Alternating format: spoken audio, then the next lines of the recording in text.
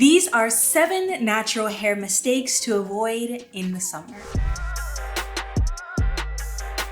As you can see, I have type 4 kinky coily hair that tends to get very dry in warm weather. And as I am working on the transition from cool to warmer weather in my hair routine, I figured that I would share with you 7 mistakes that naturals make with their hair in the summer and the things that we can do to remedy them. Number 1, the use of humectants in arid or dry environments. What are humectants? Humectants are ingredients or products that are made to absorb water. So if you are in a very humid climate and you are using ingredients or products with ingredients like glycerin, agave, honey, it is going to draw the moisture from the air into your hair, which may result in a frizzy hairstyle, but your hair will definitely feel more hydrated.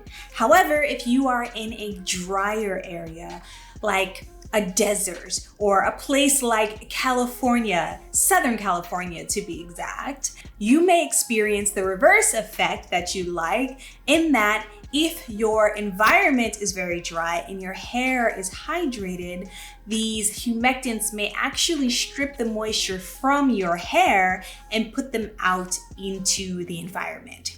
So what should we do? First, it starts with awareness. So I would say that you should keep an eye on the humidity. We all have phones with apps, weather apps. You can go online and pretty much look at what the humidity is going to be like in your area for that day. If the humidity is below 40%, it is going to be very, very dry outside. And if it's anywhere above 65%, then you know that you're in a humid environment. Also, keeping track of the humidity within your work environment, your home environment, where it is indoors. You can get something called a hydrometer, which will measure the humidity indoors for you so that you can choose your products accordingly. If you notice that your environment is very, very dry and it's drying out your skin, your hair, I would say get a humidifier. Get a humidifier and literally put that moisture into the air so that you can reap the benefits of that. And of course, drink your water. Now, to break things down more practically, keep a water mister on deck if you are doing like wash and goes or kind of like loose hairstyles where you don't have to worry about your hair reverting. Oil will help slow down the evaporation of water from your hair into the environment. So if you are a person who is into oil or butters, that will help. Using thicker creams, that will also help with that evaporation process. Even if you don't like oil and butter, products like these will help. Now, I will say that this particular video is not about products, but there will be a part 2 where I will share specific products that I've used or recommend to help combat different issues that we may have, or challenges, should I say, in the summer or warmer weathers. So make sure you subscribe so that you don't miss that video as well. Mistake number 2, overusing protective hairstyles with added hair. Now, your girl is working out a lot more in her life in this period, and I love a protective style. Let me tell you, okay? It is so easy, it is so convenient, and the added hair gives it a little spice, you know. But this stuff right here, this added hair, not only can it aid in some friction to your natural hair, it can be very drying and also very heavy. Heavy. So as you are doing your protective styles in the summer, consider using your own hair. I mean, I've definitely done quite a few twists and updos using my natural hair. So I do have some tutorials to share with you down below that are linked. And, you know, if you are going to use weave and extensions, I would say take it easy on the areas of your hair that are a lot more sensitive to weight, meaning use less hair. Now, I made a whole video on TikTok specifically about traction alopecia, and it is essentially baldness that happens from tension on the hair and the scalp. So take a look at that and be safe out there with that.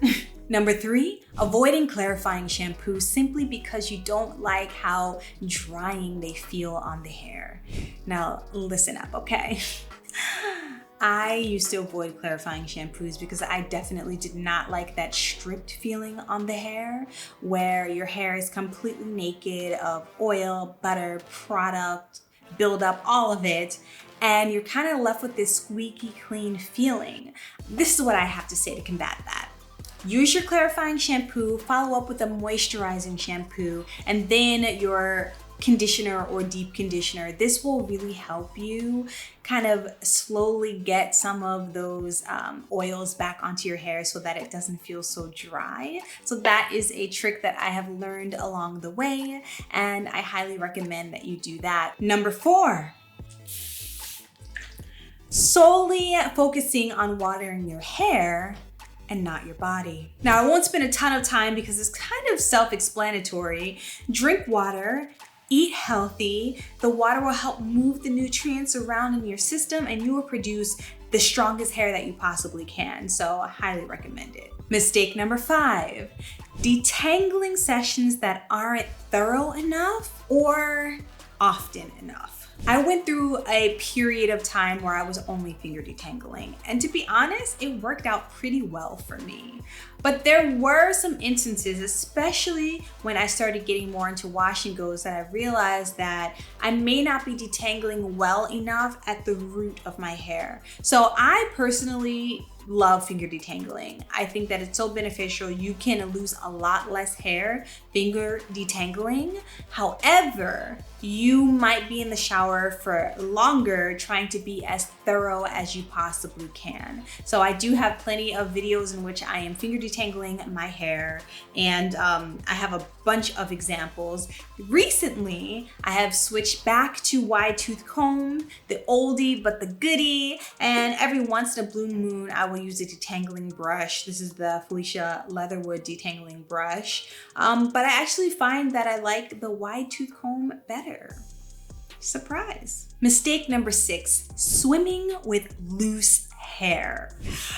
Now, this is definitely a preference thing, right? But of course, we have things that we have to address. Salt, chlorine, buildup, all of the things that a clarifying shampoo will help you rectify. So we've kind of got that covered. But if you want to lessen the amount of trauma that can happen to your hair in a swimming pool or an ocean or a lake or something, I recommend wearing a swimming cap. Now, You Go Natural has swimming caps that are available on their website. And then Amazon also has quite a few swimming caps, and I will try to link some options down below. Again, this is not a video about products, but I do think that can be helpful. But say you don't have access to a swimming cap right now, right? You just don't have one, you don't want them, you think they're ugly, whatever the case may be, wear some braids, wear some twists. And I recommend using your own hair and not added hair, because what happens with the added hair is that the weight of the swimming pool, I know my edges can't take it too much. So now you've got the chlorine and the salt eating away at your hair. And then you've got the weight of the extension. So I will say, be careful, okay? The rest of my hair can handle it, but my edges be struggling a little bit. So I'd say be very careful. If you do have braids, I recommend getting some kind of like headband or something that can sort of like keep things in place so that your loose hair isn't just like swirling all around, causing that much tension. And also try wetting your hair before you go in the water so that the water from the swimming pool, the lake, the ocean, whatever, doesn't have enough space to permeate into your hair because it's already wet, right? Your hair can only take up so much water, which is why a lot of athletes will kind of wet their bodies. It's one of the reasons why athletes will wet their hair and stuff before they get into the pool. It's very, very helpful. You can also try coating your hair with oils and creams and things like that. But of course, it could be a little iffy, like having that much product on your hair. So I would say try these out and then choose the one that works best for you and your lifestyle. Mistake number 7, you have heard it time and time again, too much heat. There are plenty of people who love straightening and blow drying their hair in the summer.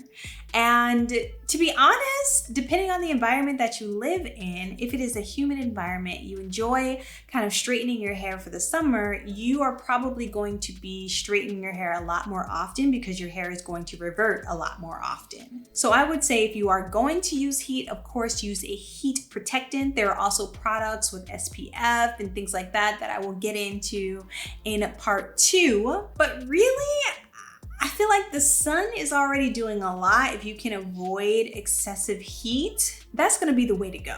So those are 7 natural hair mistakes to avoid in the summertime. Stay tuned, subscribe, follow me on Instagram and TikTok. And you know, part 2 is coming. Part 2 is definitely coming. I love a good product recommendation. I'll be talking about products, tools, all the things, okay? So stay tuned. I post a video currently once a week, usually on a Monday. Sometimes it slips into a Tuesday. But I hope you enjoy. Thumbs up, leave me a comment, and I'll see you in a few days. Mwah.